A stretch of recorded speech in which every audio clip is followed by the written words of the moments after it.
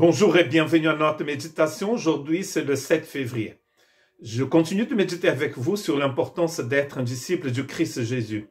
Pour m'aider dans ces méditations, je suis en train de regarder le mot justice, justice de Dieu, dans le Nouveau Testament. Comme nous avons déjà lu au moins 2 fois, nous le retrouvons dans 2 Pierre chapitre 1, verset 1. « Simon Pierre, serviteur et apôtre de Jésus-Christ, à ceux qui ont reçu en partage une foi du même prix que la nôtre, par la justice de notre Dieu et du Sauveur Jésus-Christ. » Par la justice de notre Dieu. C'est par cette justice que nous avons reçu donc une foi du même prix. Pierre est en train de dire aux personnes qui ont reçu sa lettre pour la première fois, vous, les chrétiens, les gens qui sont en dispersion en Asie mineure, le croyons, selon la première lettre, c'est à ces personnes-là qu'il écrit. Il dit, nous avons reçu une foi du même prix et cela grâce à l'action de la justice de Dieu. Dans le verset 4 de 2 Pierre chapitre 1, Pierre dit ceci, « Celle-ci nous assure de sa part les plus grandes et plus précieuses promesses, afin que par elles vous deveniez participants de la nature divine, en fuyant la corruption qui existe dans le monde par la convoitise. » Donc, Pierre est en train de dire à ses frères qu'ils ont la même foi, nous partageons la même foi grâce en fait à l'action de la justice de Dieu et le but de l'acquisition en fait de rentrer dans cette foi, d'accepter, de recevoir cette foi que nous est donnée comme un cadeau, comme nous dit l'apôtre Paul dans Éphésiens chapitre 2, c'est pour que nous devenions participants de la nature divine et de ce fait fuir à la corruption qui existe dans le monde. Qu'est-ce que ça veut dire d'être participant de la nature divine? Nous avons vu dans le verset qui précède ce verset-là, donc le verset 3, que la divine puissance, la puissance divine nous a donné tout ce qui contribue à la vie et à la piété par le moyen de la connaissance du Seigneur.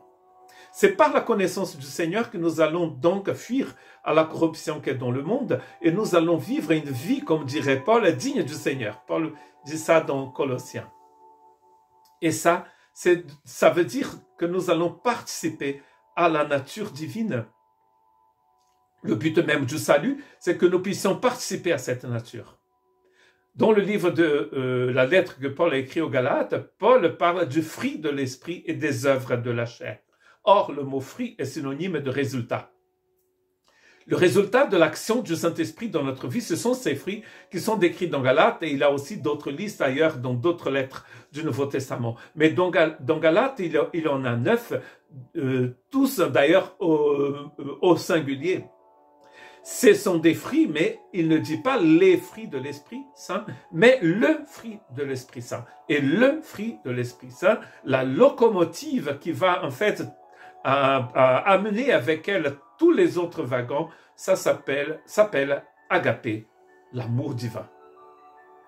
Et donc, c'est l'action de cet amour de Dieu dans notre vie qui va nous aider, en fait, à vivre dans cette nouvelle réalité que Pierre appelle ici, participer à la nature divine.